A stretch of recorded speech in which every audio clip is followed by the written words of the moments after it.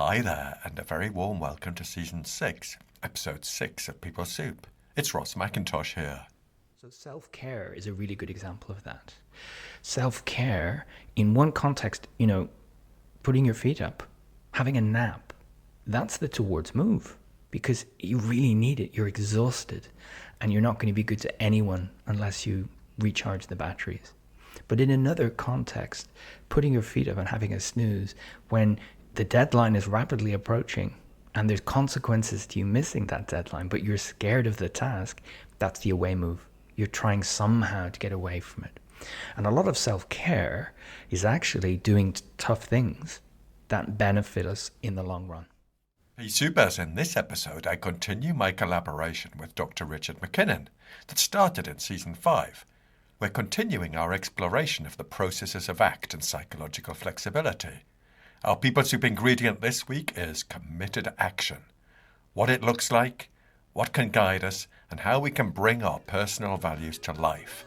If you've ever wondered why you procrastinate, you'll probably relate to our examples and the ways that we can break free of our procrastination. And we finish with an evocative poem that really captures how difficult it can be to take that first step.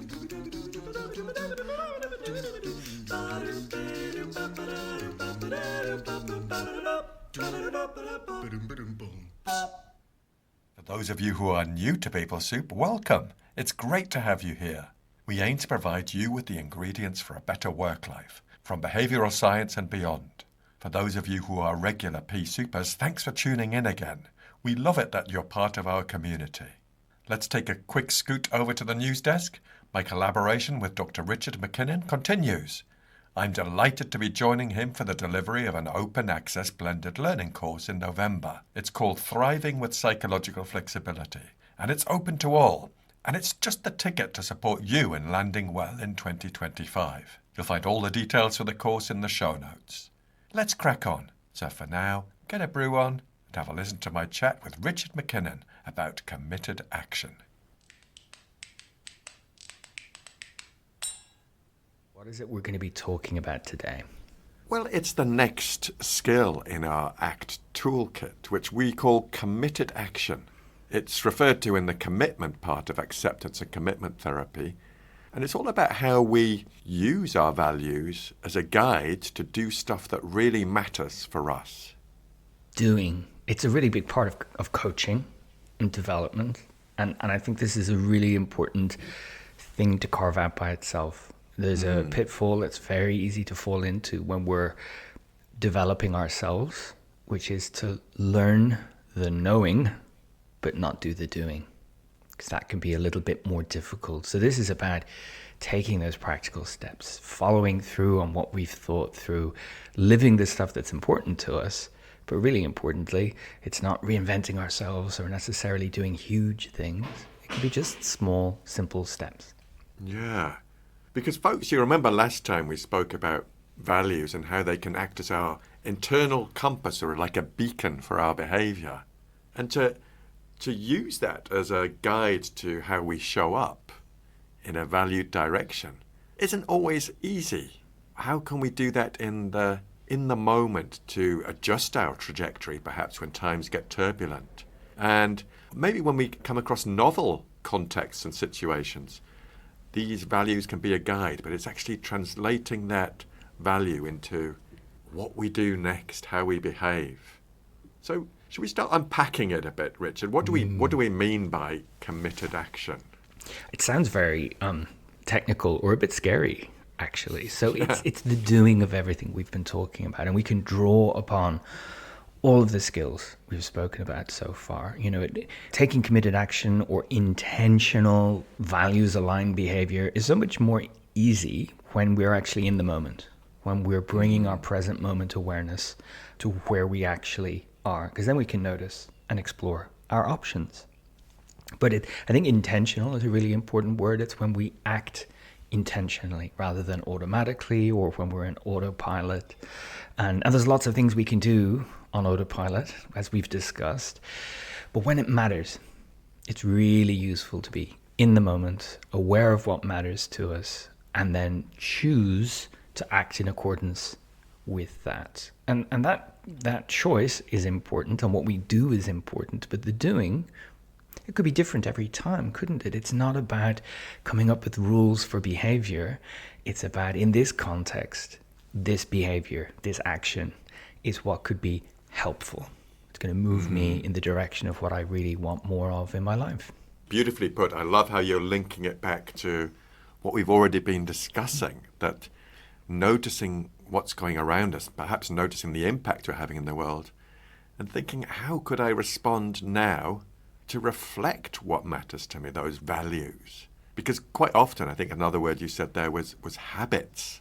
We all have habits that are almost performed on autopilot. So it's waking up from autopilot and recognizing that it might be an opportunity to express that value in a slightly different way because of the context we find ourselves in. Yeah. When we notice that something has changed around us, or we notice that there's something that needs doing, or we've been asked to do something, or we're just making that connection with the here and now, options present themselves. We realize that maybe doing what I always do isn't going to be the most useful thing right now. Or maybe I'm noticing more about this situation, which is giving me pause for thought.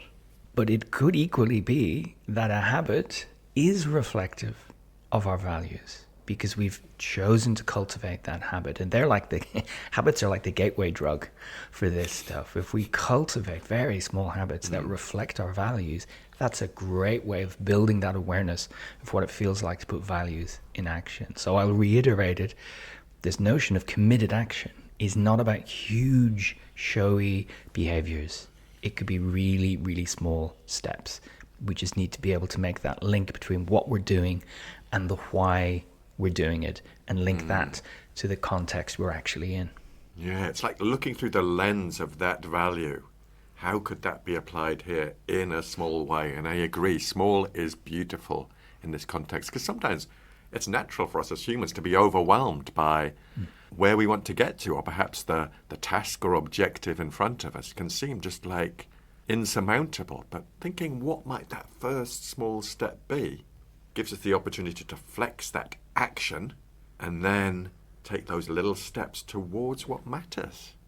There's an example maybe I'll bring to life here from my coaching practice, which is the topic of procrastination, which is a really common topic. And actually, committed action is one of the most powerful levers we can pull, or tool we can use from our Cyclex toolkit, because we're doing what matters intentionally, which is kind of the opposite of what we do when we're procrastinating. We're taking what matters and pushing it away from us for whatever reason. Some boredom or lack of clarity on the task or fear of failure, whatever it is, we're pushing it away. And committed action is saying, this is important and I'm choosing to do it. But here's the thing, I'm not choosing to get it all done or be hugely successful or finish the task. I'm just choosing to start. And that's that small step. I'm going to open my laptop. I'm going to start reading the document. I'm going to schedule the conversation I need to have. I'm going to gather the paperwork. That's a personal example. I'm going to gather the paperwork that's been piling up and bothering me. I'm not going to get it all done today, but I'm going to start moving in that direction with concrete action. And that in itself can make us feel good about it. And we're more than likely going to continue. Does that example make sense? Oh, perfect sense. And I don't know if our viewers and listeners will recognize this from my life, but do you ever have a task that you put off and you put off? Never. And you put off. And you put off. And then, if you're anything like me, the time comes when you just need to get on the horse and do it. And what I've been imagining will take me, maybe in my catastrophic mind, will take me at least a day and a half, and will be really complex, and it will be so onerous and unpleasant. I'm surprised that I'm finished in 20 minutes. And it wasn't that bad at all, but the things my mind has generated around it, I've bought into. And I will take that action that takes me away from all of this. I will take that action to, well, maybe go and tidy out that kitchen cupboard, something I would never do in my normal existence, or maybe go and weed the garden, or all these sort of displacement activities, or eat a biscuit. All these things that bring me that short-term relief, but are in no way taking me towards what I really want to do and tackle. And it kind of like a vicious cycle where I just keep... Because you're doing something, you're active, it's just not in the direction of travel that's going to really benefit you. Or it's just simply necessary. You know, some things in life are just necessary. We don't like them, we don't enjoy them. And I think maybe that's the first misunderstanding I'd flag when it comes to committed action. Maybe the second, after big showy things. Maybe the second is that it then makes the task enjoyable. It doesn't. It doesn't. We're just doing it. We're not waiting for the confidence or waiting for the joy or waiting to have done everything else. We're doing the stuff that matters.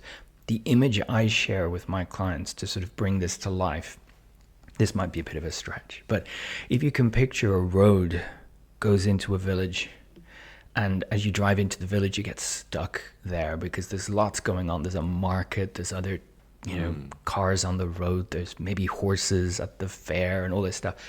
Well, you're stuck and you're not going to be able to get to the other side unless someone builds a bypass around that village completely and the traffic can just go around it. When we emphasize committed action, we're building a kind of a mental bypass around the discomfort, around the boredom, around the fear. I'm like, it's still there, but we're choosing to just keep going in an efficient way. And we don't have to take care of that stuff. We just have to focus on the doing. Is that image even vaguely reminiscent of your understanding of this? I like it. It's the first time I've heard that sort of metaphor of that. And I like it because I think about, let's take an example, a concrete example, tax returns. I now look back on my tax returns in the UK with great fondness because here in Spain, geez, it's complicated and it's in another language. So I will tend to procrastinate on that. But this all fits together for me, this metaphor, because thinking about my town with processions and pilgrimages, like more or less on a daily basis, thinking about that bypass and how I can just start taking those small steps to gather the receipts, gather the invoices, read the guidance in Spanish and try and make sense of it, then that really resonates with me as a way forward. And forward is our word du jour. I mean, this is another thing that our binary way of looking at the world often gives us options that sound like right versus wrong, or success versus failure. And if we look at the world through that lens, then of course you're going to slow ourselves down, because if I'm not successful, I'm going to be a failure at this, or if it's not right, it's wrong. And so inaction can be quite comfortable. But instead, if we phrase things in terms of the direction of travel, we're not saying completion, success, or fun.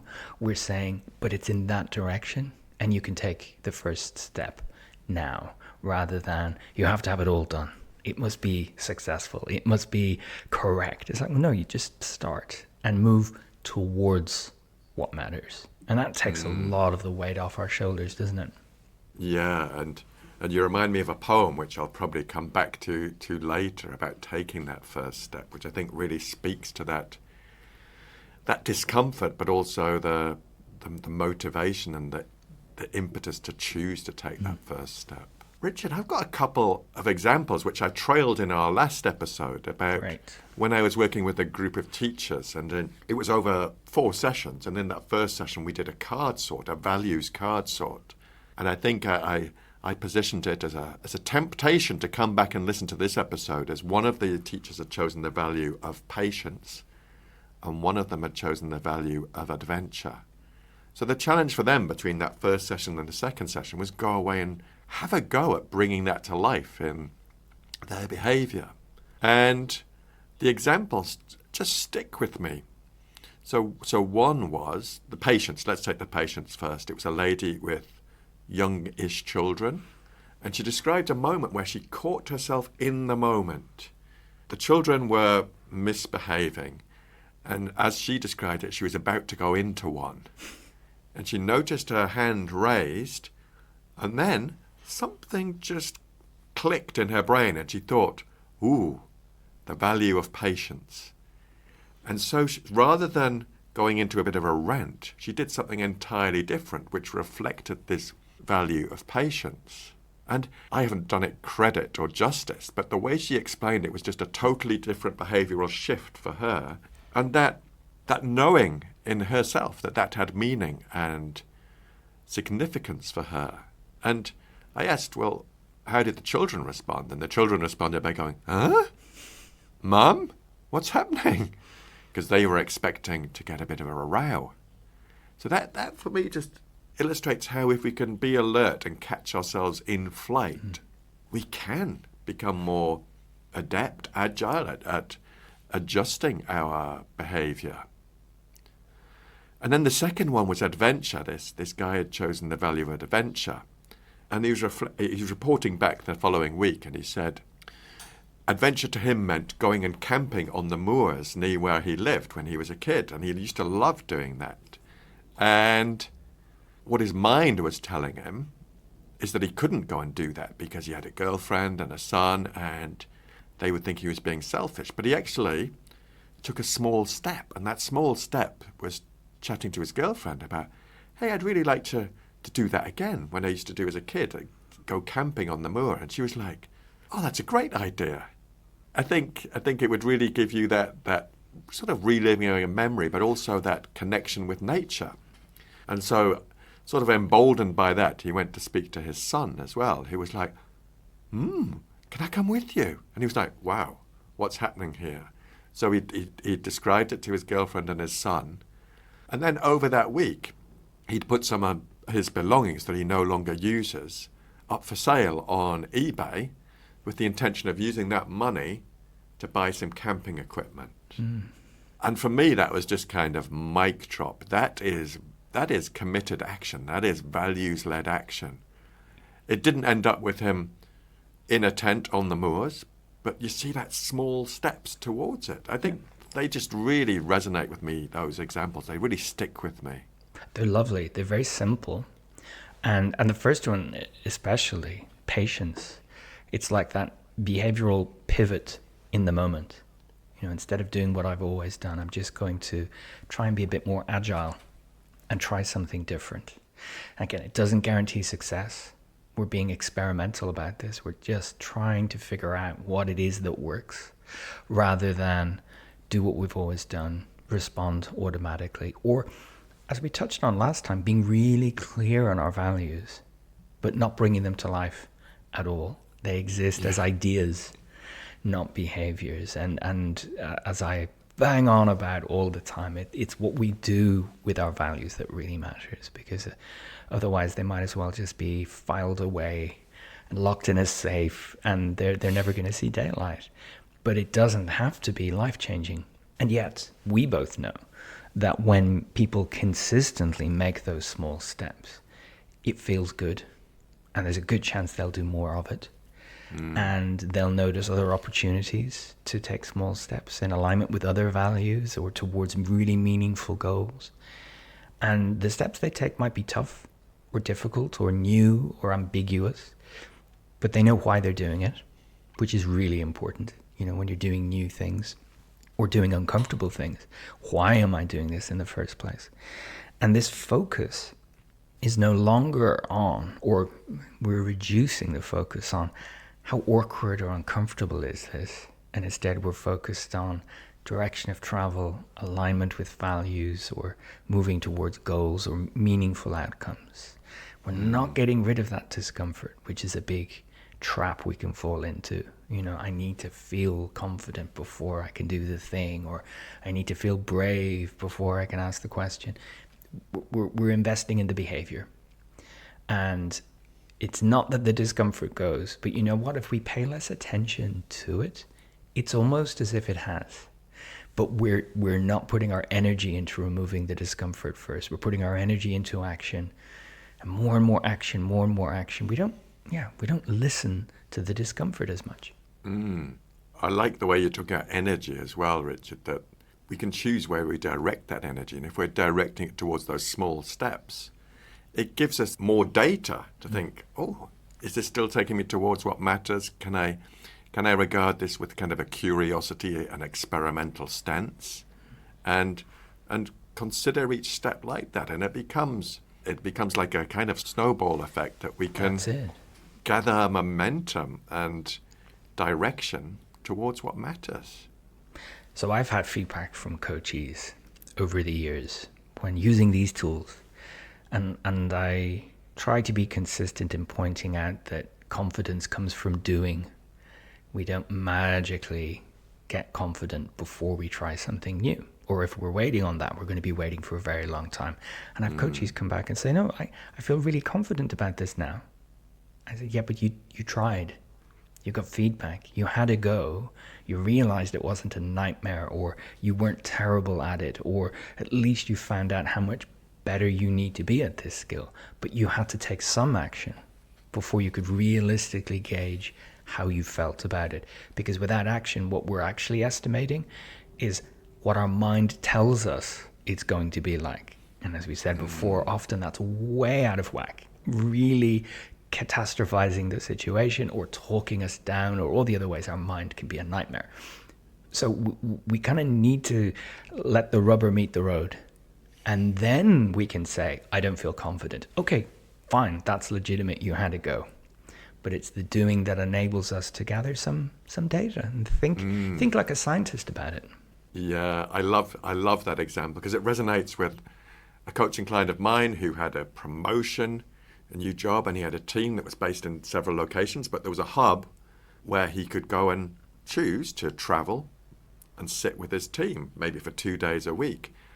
And he found he was resistant to that because he was not feeling that the word confident in his new roles, and he thought he needed to work on building that before he went and sat with his team. And in our first session together, we explored it, and then later that week he went and sat with his team for 2 days, and he found it supremely uncomfortable and recognized that he was taking those steps towards what matters and fulfilling his ambition and vision for how he could be in that role. So yeah, it's that we often think we need to wait until, but that's a false promise that we tell ourselves. And it helps us engage in the opposite of our towards moves, which the audience have probably figured it out, are we call away moves. The behavior that we exhibit in an effort to minimize or reduce the discomfort. Your displacement activities were a great example. Isn't it interesting how busy we can be when we're putting something off? When we procrastinate, we rarely sit there doing nothing. So we're doing other things to avoid some discomfort. They're not moral failings. We haven't failed at life. But if we can be honest with ourselves, we say, yeah, I'm trying to get away from this temporary discomfort. I'm not moving towards the thing that I've said to myself is really meaningful and important.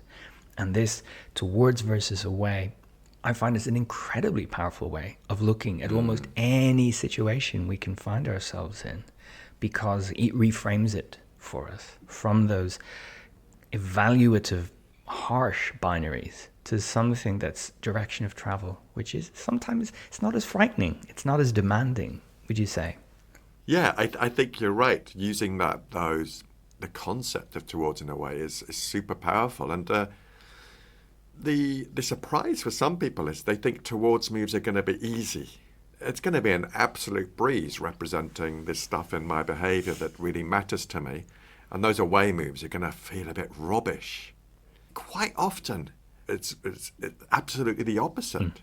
If I decide, rather than do, for example, the tax return, I'll go and have a couple of hobnobs, and then I think I'm obsessed with biscuits, Richard, but then maybe I have another one, and I just think, this is marvellous, I deserve this. Let me just kick back. Maybe I'll watch a bit of telly too. Maybe, just look after yourself, mate. And there's times when that'd be the right thing to do, but times when if I'm putting off that sort of tax return, it's really taking me away from who I want to be in that moment. And it can feel marvellous. Absolutely. Very attractive, these away moves. They bring us relief from discomfort. Why would you not want to do that? Because it's short term. The source of the discomfort isn't going anywhere. The world is not waiting for us. Things are moving on. And sometimes all we've done is briefly avoid the inevitable. But we've also set ourselves up to feel doubly bad.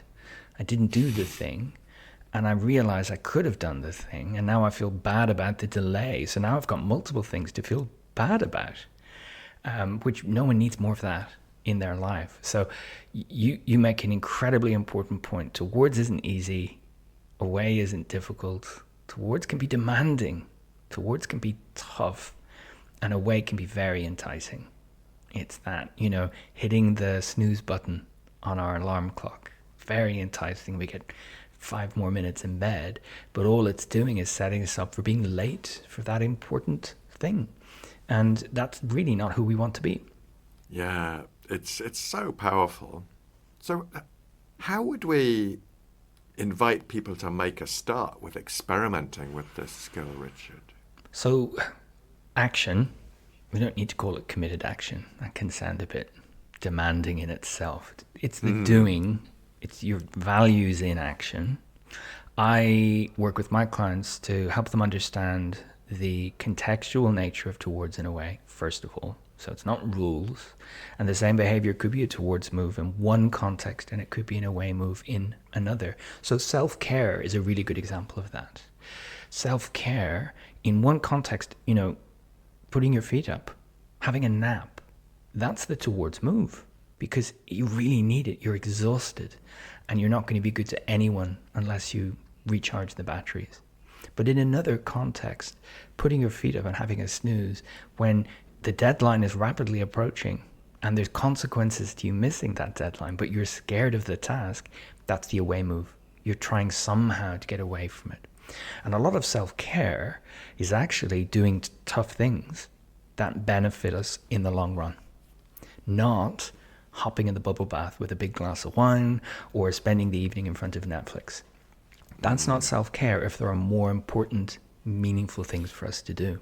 So to circle back, once clients understand the contextual nature, then I work with them to help them understand that whatever they're doing, they can pause and say, what might be the towards option here?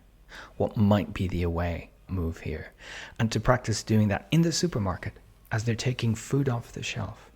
What are these things that represent who I want to be?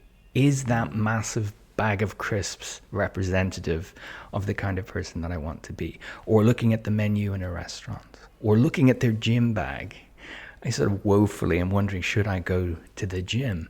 It's these little moments where we can reconnect and clarify for ourselves, oh yeah, that's the towards move. It's actually quite clear. Flexing that muscle, even if you don't act, enables you to get clarity on what the options look like. And even if you still do the away move, I say you've won a prize because you've seen it for what it is. And maybe it's been years of doing this. It's not going to be unpicked in an afternoon, but at least you're seeing your options differently. And then the next step is, those small little steps in the direction to see what that is like and what difference that makes. Not aiming for the life-changing decisions, not aiming for the personal reinvention, but more just move in that direction, small step, and see what it's like. Richard, it's great to hear you talk about the towards and away move. And even, I love that what you're saying, that when we notice an away move, can that be a cue for us to reconnect with what matters and try and think what a towards move would look like in the next moment? Not pass-fail, not self-criticism, but rather more opportunities to try something different. And Richard, I think I've got a couple of things I'd like to share. One quote and one poem. Love it. It's the first time we've done a poem in our collab, but they both speak to what we've been discussing. And the quote is from a chap called Kelly Wilson, who's one of the kind of founders of acceptance and commitment therapy and psychological flexibility.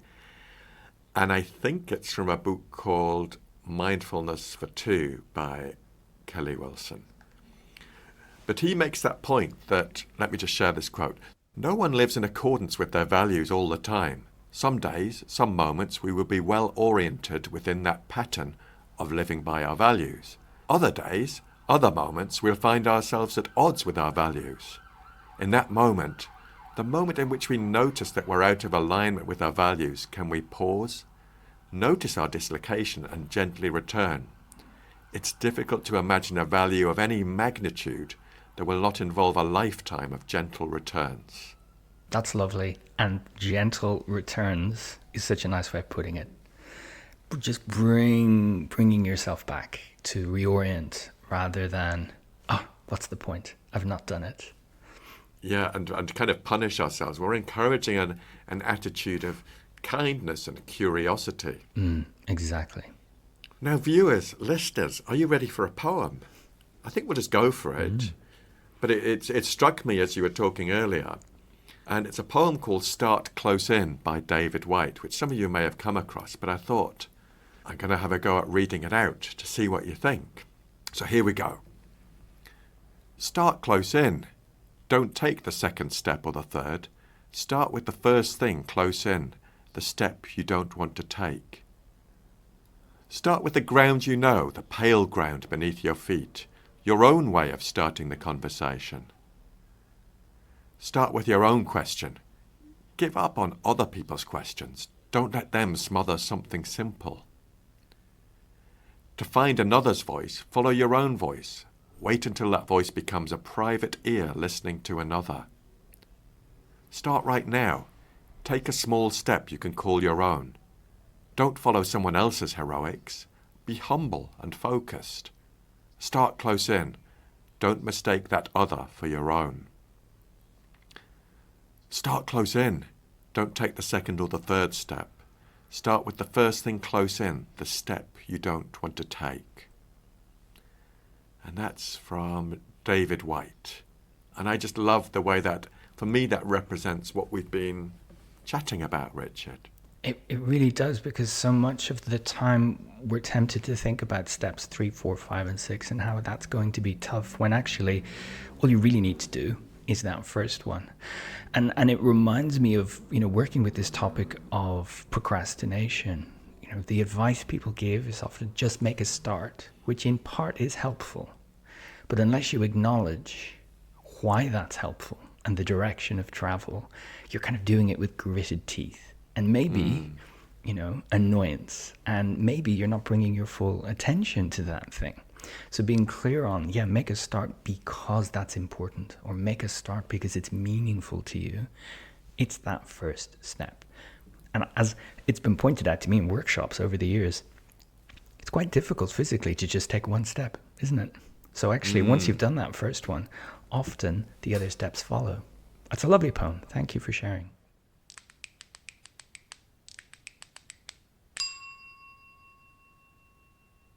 That's it, folks. My chat with Richard on committed action in the bag. This is shaping up to be a great series, and we'll be back with the next instalment in 3 weeks' time. But for next week, I'm delighted to welcome Debbie Sorensen to People Soup to talk about her brilliant book, Acts for Burnout. I can't wait to share it with you. You'll find the show notes for this episode at peoplesoup.captivate.fm or wherever you get your podcasts. If you like this episode, we'd love it if you told us why. You can email me at peoplesoup.pod@gmail.com. On Twitter, we're at Ross McIntosh. On Instagram, people.soup. And on Facebook, we are at People Soup Pod. You can help me reach more people with the special People Soup ingredients, stuff that could be really useful to them.